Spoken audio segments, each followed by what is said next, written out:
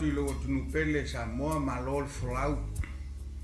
Malei fu mai foi tai au malo mfaftea I le tua no le ola.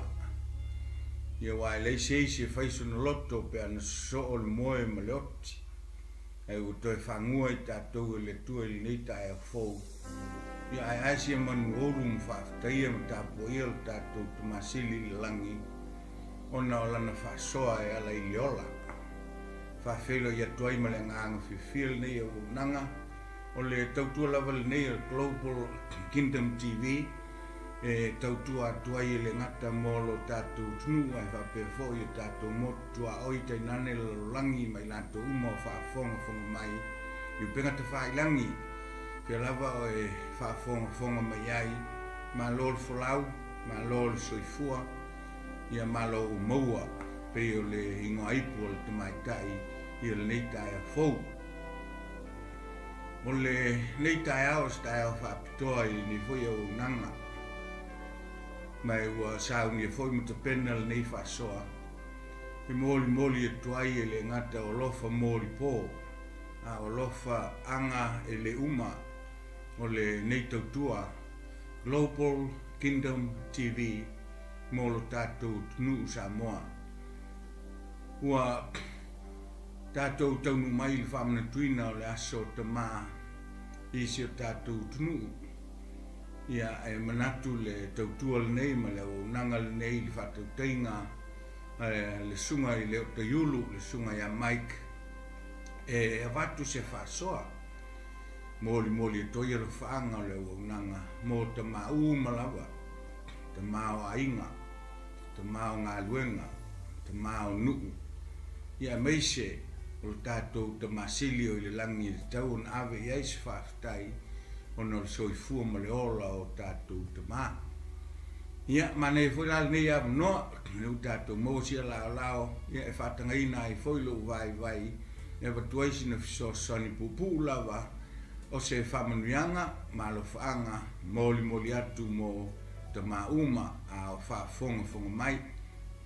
Lau whionga le tapau whasina leo malu le malo ai teinen foi te mai tai palemia ma le kapeneta si o tātou malo ona I tu malo te tasi ia I le mwhai le whaangaloina e pe ia foi o Danielu sisi le whaamalama ia mawaa iatu Jerusalema.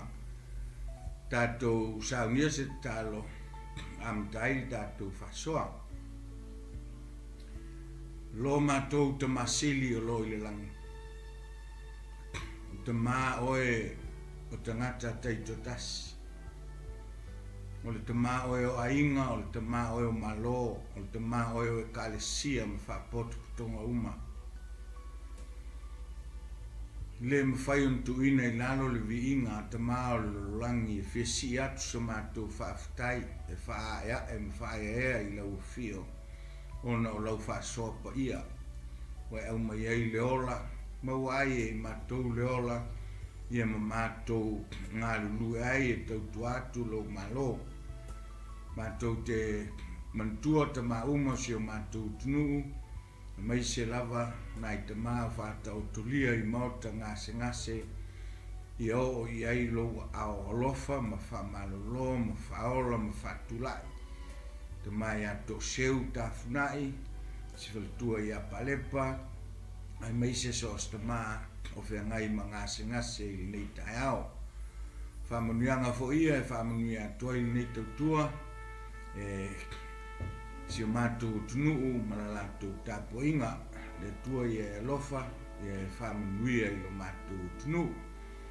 Mala watu lea o nei aso malawasinga la fo ia tu I o ao, se I e alofa, whamanuia I a I mātou umatei tōtasi, e whapitoa na I o mātou te mā. Ia, ala mātou wala au lea, so soni mai I le whasoa, so soni foi I le whafonga, ina I mātou tau whai le ngona, lau siu whafonga, e ala I lau upu I nei tai au. Tele so vi inga te mā, o na lau suafa Jesu o mātou wole atuai. Amene. Ia, pe au na whai atu o lofa mori pō, o lo whaanga I fia mori atu mai wha whelo I tuai ma le nganga whiwhia nei au nanga I lau whafonganga Samoa, mai se lava I lātou lo I tunu mamao, whea lava te maua mai ai ni whasalonga ia e whatalofa ma whawheilo I atu le waunga Global Kingdom TV I a te oe ni tae au. O le aso sa nei e whamana tuaile aso te mai si o tātou tunu. Me o manatu lea o unanga e watu sa mātou sao. Whai ma whamanuianga I nai o tātou te mau malawa. I whoi o na sil fia. Ia o lo te oto o tātou whoi tū ma tātou wanga. Pe e whawai whengainga. Ia meisi o tapu ma tua oi. O umana whata oto whengainga. O umana whata oto tapu. Ai wai e whoi ma tua oi. Te whatu tūla whanuina le wata puia. O tapu ma whengainga. O le au le talanoa I tapu ma whengainga I le wālo tangata ma le langi. Wālo tangata ma lona sio manga. O le wālo tangata I a te ia lava. Ai taun whai atu se whasoa I le wālo tangata ia maisi fo I tangata. O isi la tangata e a whiai e tātou matua. E a whiai e tātou o. E a whiai tangata ese. Ia, ai usi mai le whaafonga. Pe unau whai atu umon whataoto le tua oi. Ia I le tua oi o matua ma whanau. Ta māmalo na tali I tina ma siana tamatene. Ia I tua oi o le tamamalo na tua fine. O le tua oi o matua ma whanau. O matua. O le lātou ma tawhai oi. O le whawhai lele ma tausi o whanau. A whanau la. O le lātou ma tawhai oi. O le whalongo mausta ia. Mea e whai mai ai matua. O whanau la vai awa ma whalongo ma tausi mea e whai mai ai li toina. Pe whai mai ai le lo matua. O whanau fo ia o lo awe ai manuia. Wha leva ai e le tua na tātou whiola ma soifua I lunga. O le ele ua fwoi mai ai tātou. Ia ai ona ni aso le aso whapitoa mo te mā. E ai le manatu ma le tāo whinga I le tātou lava atunu pe I tolu ata mai ave I ai le whamomua. O le te mā o le ainga. O le te mā o le nuu po le tuua. Ia ma le te mā whale nganga. E fia whao popo le awa unanga. Se te mā e wha I ai te mā. O lo tātou te mā sili lea. O lo fio I lo nofo ali.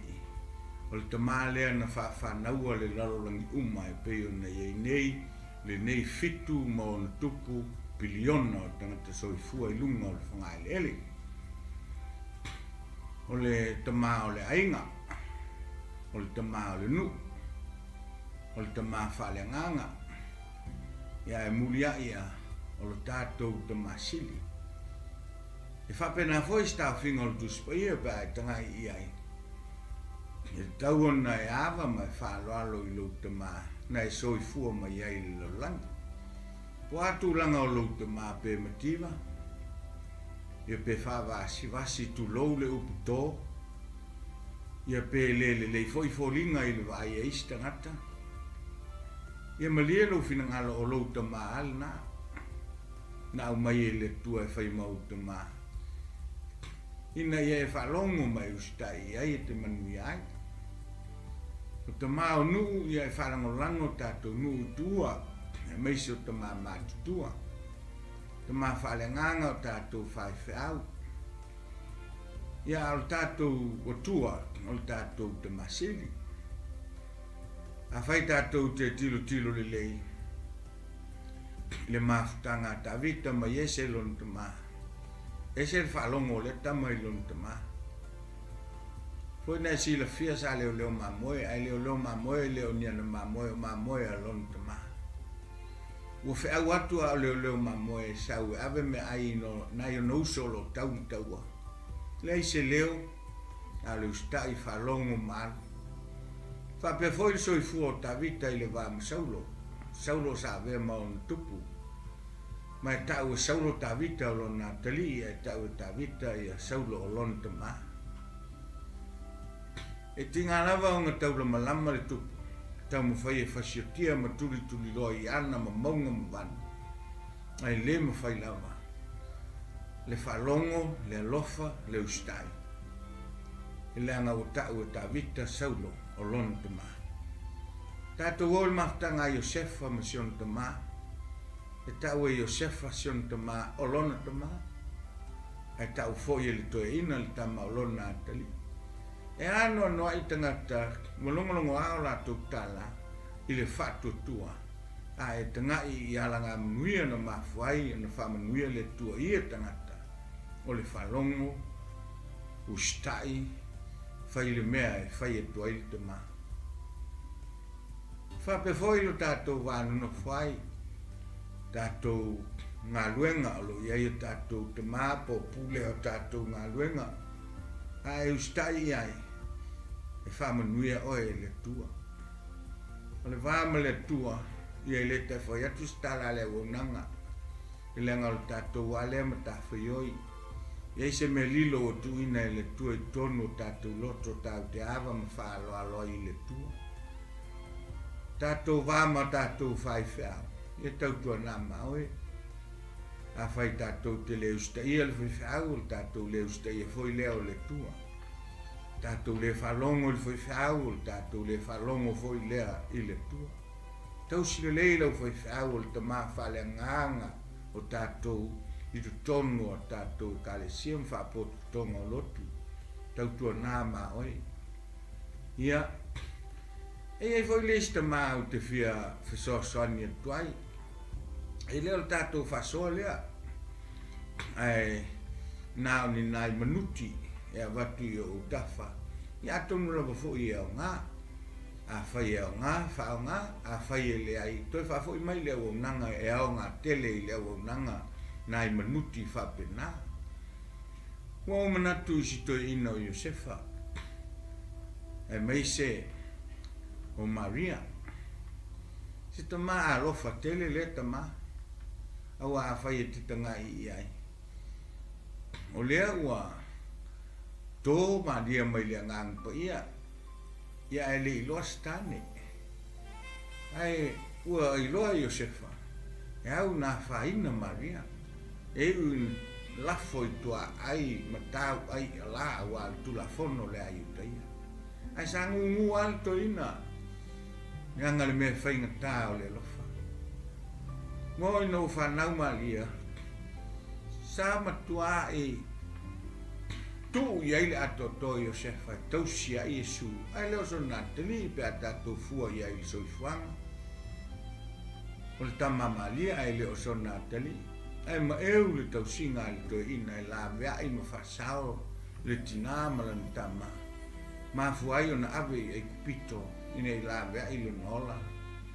A tonu e to telefoni ta ma whapea.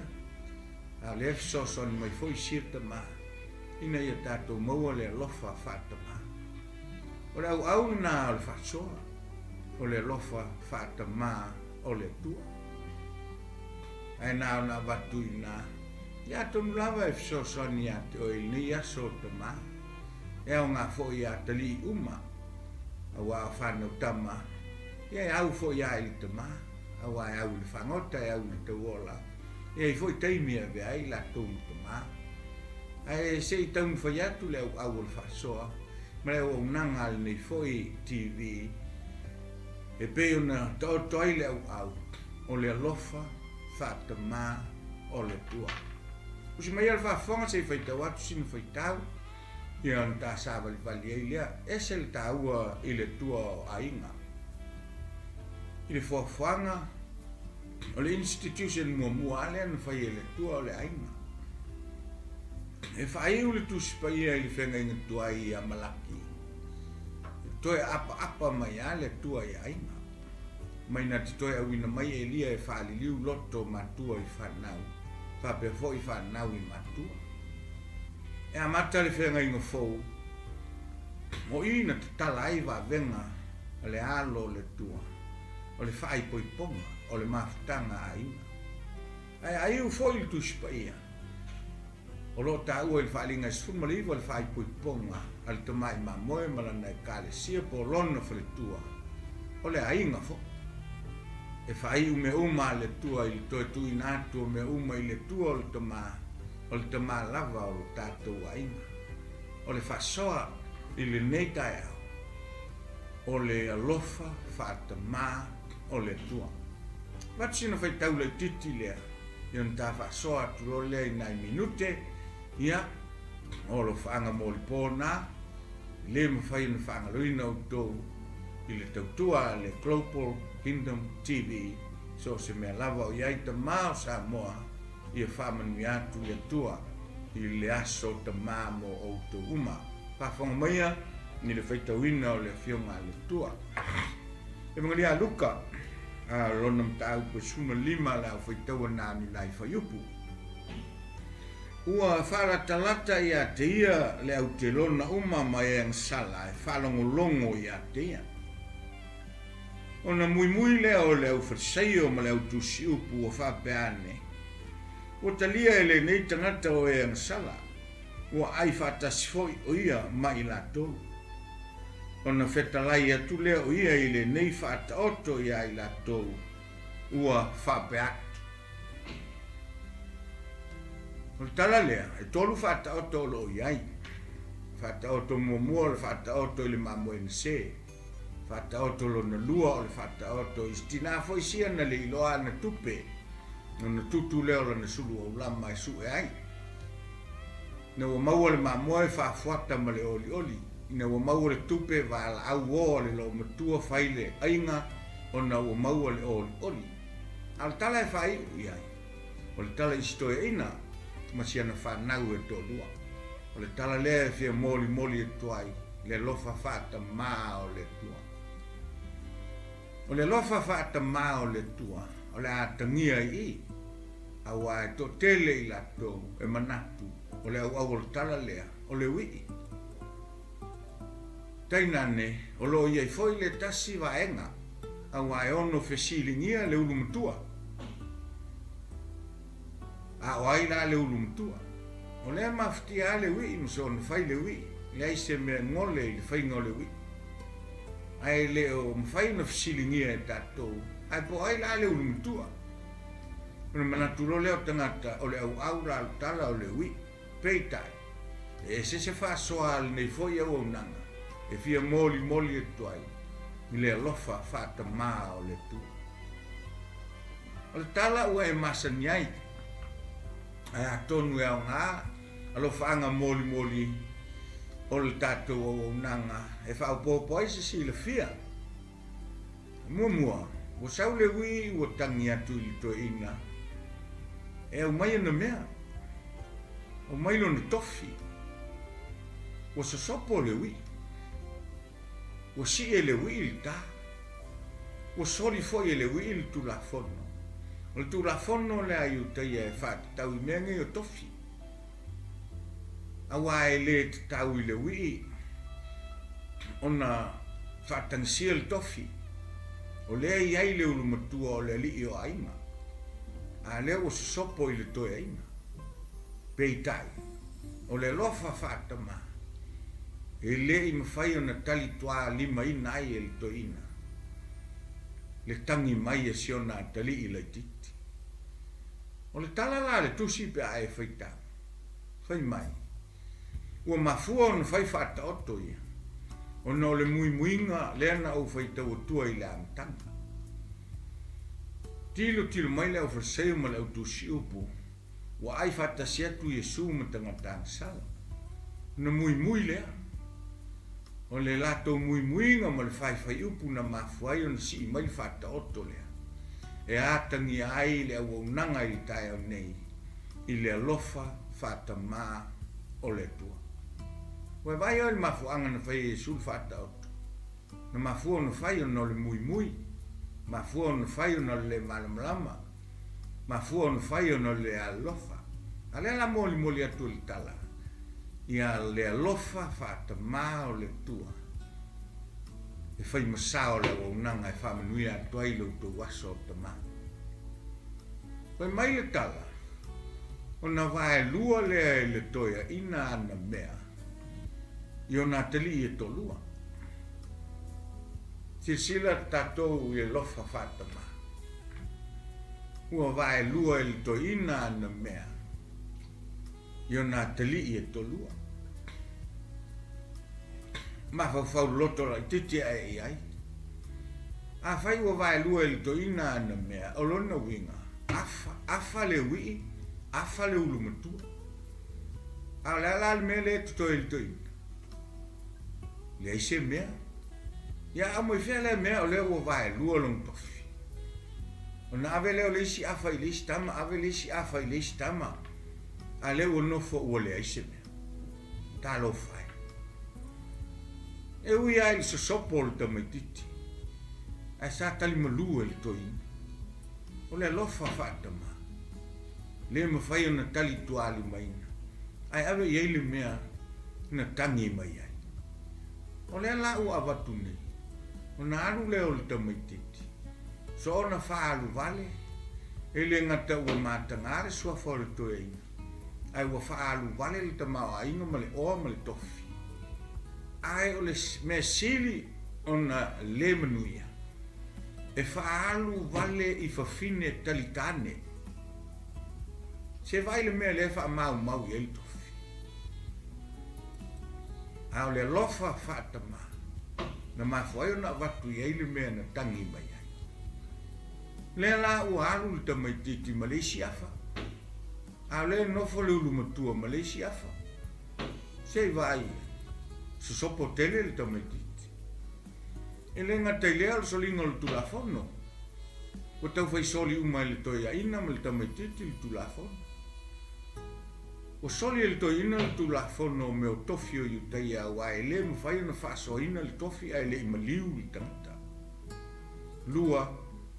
E le mawhai na whaaso whaapel tofi mua i le wii o le nofo le li o ainga.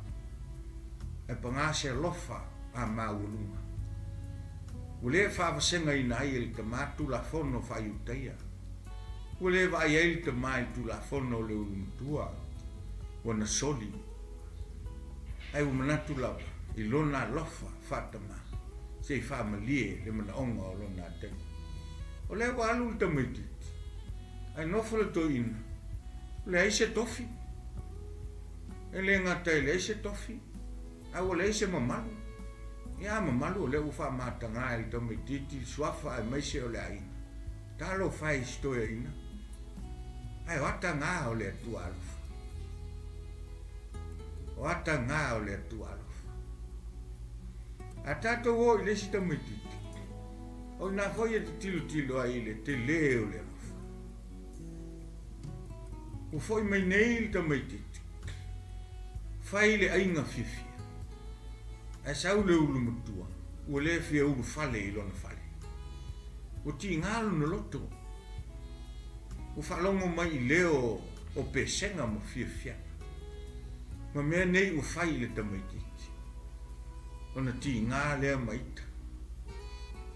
Ai na alu foi le toina i fafo. Fa ole ole. E sau tu tonu o le fale.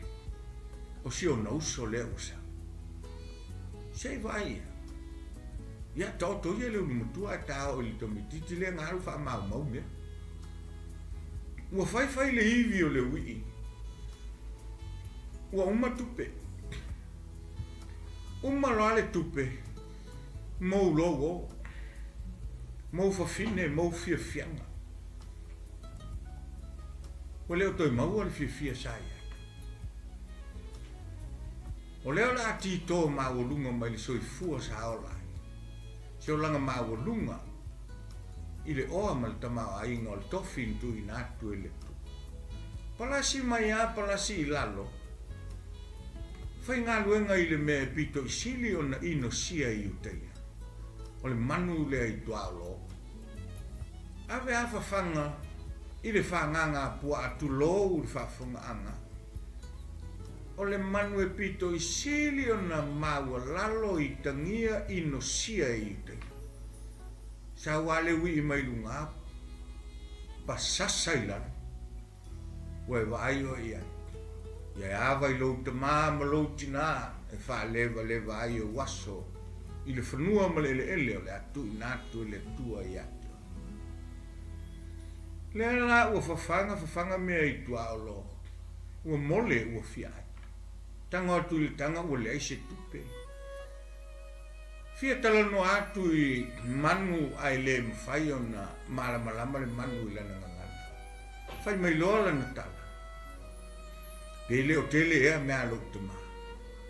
O le au turai o te alu. Ma o whai lo tama. Ua uang sala i o luma. Ai maise o le o i le langi. Ua uang sala i le o i le langi a toa ma o luma. O le mea lea.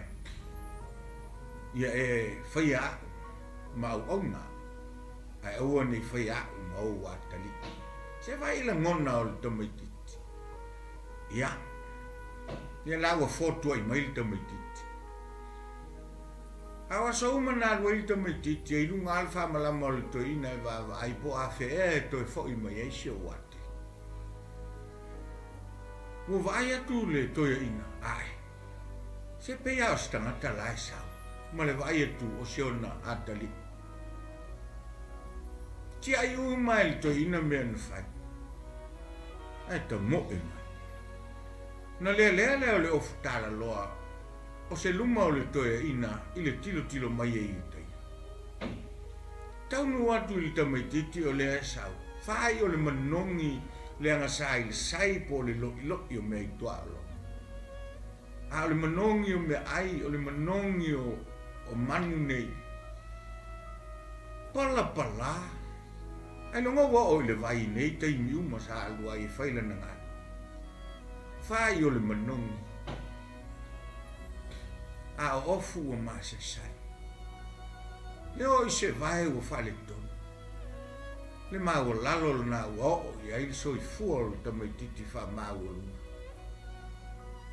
Ai le im whai o na ave se aile lofa FAATAMΑ o le toi. O mea ngai tolunga te i aile tamaititi.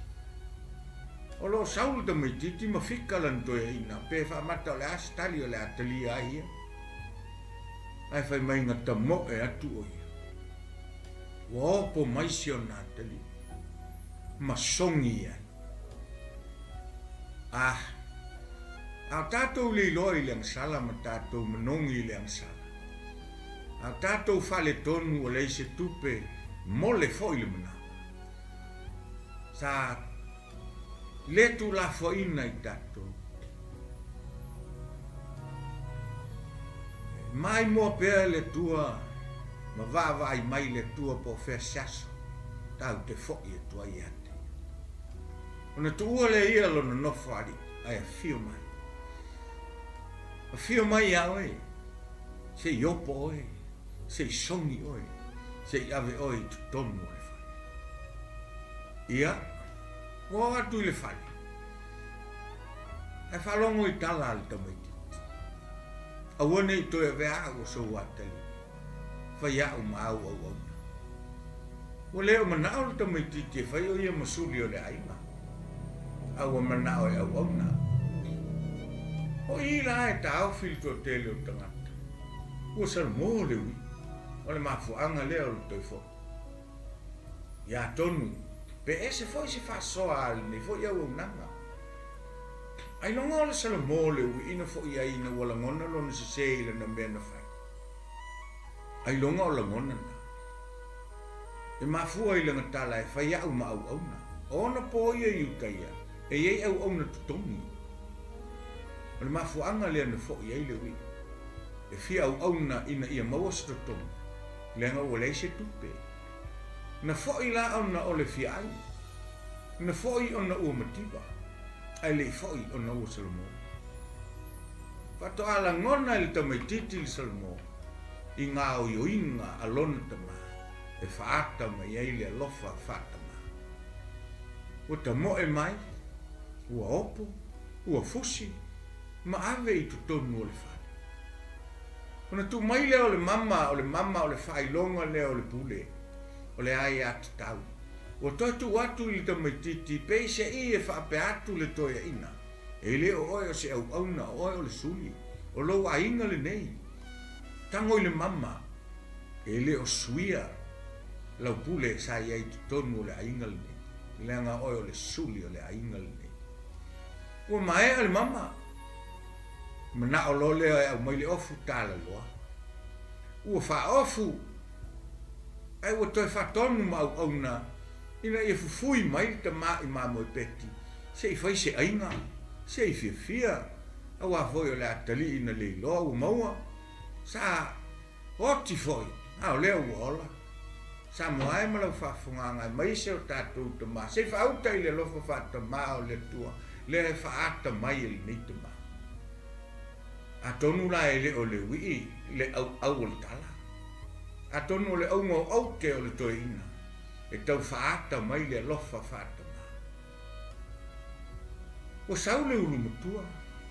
Le foi na o whai atu na sori ai e le tamale tu la fona. Wa alu e whao le ole le tamaititi. Ua mai le tamaititi tu tonu le ulu matua le ali toi ina. O na whai le iai o le toi ina. Ina ua sa i le tamaulu matua. Tua lewa ngatanu nofo. Te le au mai se mea maa uo. A leo saulo watali sa wha mau au mea. O leo o tape mai le mamoe na au tausi. Ai le au mai a se mamoe mau o. Anga wau le toia ina wau whai atu iai. E le i avatua. E le angai te le i ole mai ai. Sei wa ai ai tama. Tato maua i ata o le tama ulumatua. E oauna o no le tauni. E whiau na mea. E le loto whamangalo. Mai o lo atali i le angalo. A le atali i o ai. Le alala e tanga i ai. Le si vaenga o le lofa FAATAMΑ o le tua i. O le tau mawhai le o le tama. Ina ia toi so o le to lua le. Ina ia awane i eise feitanga. Toi titi a whape atu le tama. Oe o le li o ainga. Oe tausia ainga. Oe maluai ainga. Oe mawai le whalfaninga o ainga. Al nei te le maua lo loto whamanga. Ai le whape nā. E se foi le tali le to ina nga mili ai le ulu matua. Fai mai le to e ina. O lo uso lea. Awa foi le ufai mai le tama ulu matua o lo watali. E pei ese sona ia tama. Ese le tama o si tamai titi lea lai titi nā. E fai mai le to e ina. O lo uso. O lo uso lea. Na lei loa a o le umau. Na oti a o le uhola. Fauta i le lofa FAATAMΑ. E le itali malo ina le toia ina. Ai sa tau mawhai le toia ina. Ina ia au mai le loto le tamamatua e toe whaapipi i le loto le tamalaititi. Ina ia whialo whani e wao i la ua o suli uma. Talo whai le tama. O le tatalo le ua unanga. Ia vea tamao ainga. Ia vea tamao nu. O tamao ngā luenga mamalo. Ia pei o le tama o lo soifua. I lona nofo ali. Ia vea tama whale nganga uma. So se whaifi au i so se fata. Ia vea tātou tama whale nganga. Ma tama iei le lofa FAATAMΑ o le tu. E lofa ai lana whanau. Pei o na FAATAMAI. E le neito e ina. Ma si ana whanau e tolua. Ia sa moa. O lo whanga moli pō nā o le o unanga. Whape foi o na moli e toai ma lo whanga o le sunga ia Michael o teita ia le nei foi studio. Malana foi tau tua. Ma tau te alo lofa te le atu i ma tau uma lo i tunu mamau nei. I lau tāpua inga sa moa. Mai se o tātou tama uma. A walo atu i le aso tama tai au. Ia maua se aso tama fia. Ia whawhia ina oe. I le alofa o lo tātou tama whaleanga. O nā se whasoa mo oe i ni aso. O nā foila mātou tutalo. Ia manuia LOTO waso tama. Tātou tutalo. Ia vai le tua lo mātou tama e le mwhai na whangaluina tama na mātou whananau mai ai. O te māsa mātou ngā lue ai lalo a lātou teitainga. O te māo mātou nuu o i tu malo ai maise o te māo lo mātou malo tu to tasi o sa. I le whangaloina nai o mātou te mā whai whiau. O sa whitai tunga e tau mawhainga e mati lo mātou ola au auna i atu. A sili ai lo mātou whaia ea ma mātou whawhitai atu i ate oe to mā sili lo laki. Whawhitai ono le ola, whawhitai lau whai, whawhitai me uma whai ono mātou tāngo lima ia. E ui e leo ni a mātou mea. Ai leise mea o e tāo fia moi mātou. O lo lofa FAATAMＡʻ, o mātou moli mawina, ina ue tu ua lo nofari. A ue a fio mai.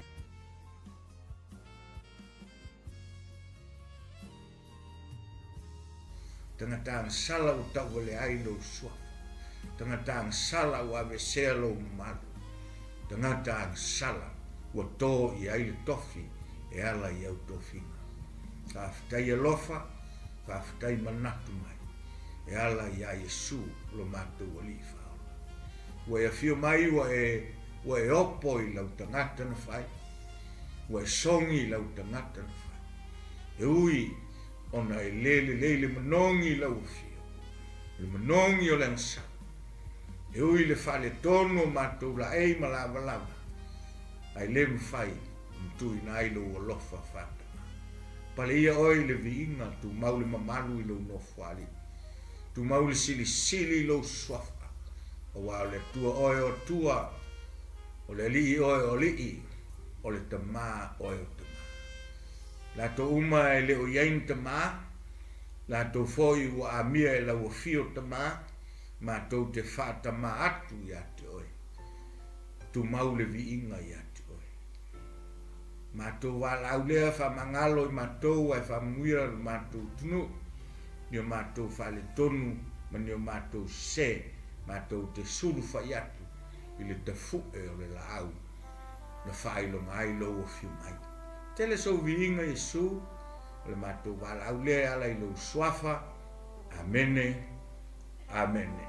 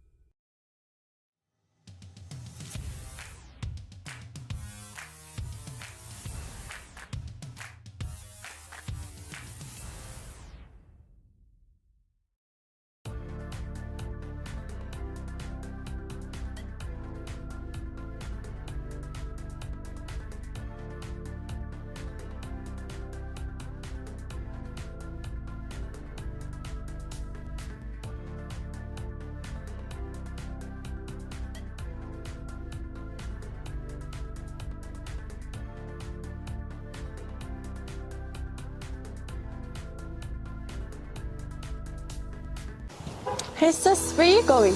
Oh, I'm just heading out to find a place to send money to my uncle in Samoa. Oh, why waste time and petrol? You can use UP Group Money. You can send money to Samoa and it's really fast. Really? Yeah. Can I sign up online? Yeah, it's really simple. Sweet, I'll do it now. Okay, bye. Bye. Sending money to your loved ones in Samoa has never been easier with UP Group Money Transfer. Our service allows you to transfer money quickly and securely from the comfort of your home or anywhere in New Zealand. Your family and friends can conveniently pick up the money from over 40 villages across the Polo and ʻTawaʻi. No matter where they are, we've got you covered. Our user-friendly online platform makes sending money a breeze. Just visit www.upgroupmoney.com. Sign up and start sending money in minutes. We're here to help. If you have any questions or need assistance with signing up or sending money, please don't hesitate to contact our friendly support team at 09558 2896 or 0800 877 328 or visit us in the office at 6/22 Station Road, Ōtahuhu, Auckland 1062. Experience the ease and reliability of UP Group Money Transfer today. Your family and friends in Samoa are just a few clicks away from receiving your support. Visit www.upgroupmoney.com now to get started. Hey, is it true that your company can help us save money for our trip to Samoa? Yes, that's right. With UP Group Money's partnership with Vodafone Samoa 𝚘𝚘𝚢, you can save money while you're still in New Zealand. You'll need to register with UP Group Money to receive a Vodafone SIM. Once you have your Vodafone Samoa SIM, you can start sending money to yourself through your UP Group Money account to your 𝚘𝚘𝚢 account. You can only withdraw your savings when you're in Samoa. Oh, that sounds great and straightforward. Can I do my registration online? Yes, you can register for UP Group Money online. However, if you need assistance, you can come into our office and we'll help you out. For 𝚘𝚘𝚢, you'll need to visit our office to register and collect your Vodafone Samoa SIM. UP Group Money, in partnership with Vodafone Samoa 𝚘𝚘𝚢, offers you a unique way to save for your trip to Samoa while you're still in New Zealand. Here's how it works. First, register with UP Group Money. You can do this online or visit our office for assistance. Second, receive your Vodafone Samoa SIM. To complete your 𝚘𝚘𝚢 registration, you'll need to visit our office. And lastly, start saving. Use your UP Group Money account to send money to your 𝚘𝚘𝚢 account. The best part, you can only withdraw your savings once you're in Samoa, ensuring you have funds ready for your trip. Wow, that sounds really convenient. I can't wait to start saving. Exactly. So why wait? Visit our website to register with UP Group Money today or stop by our office for any assistance. Make your trip to Samoa even more enjoyable with our hassle-free savings plan.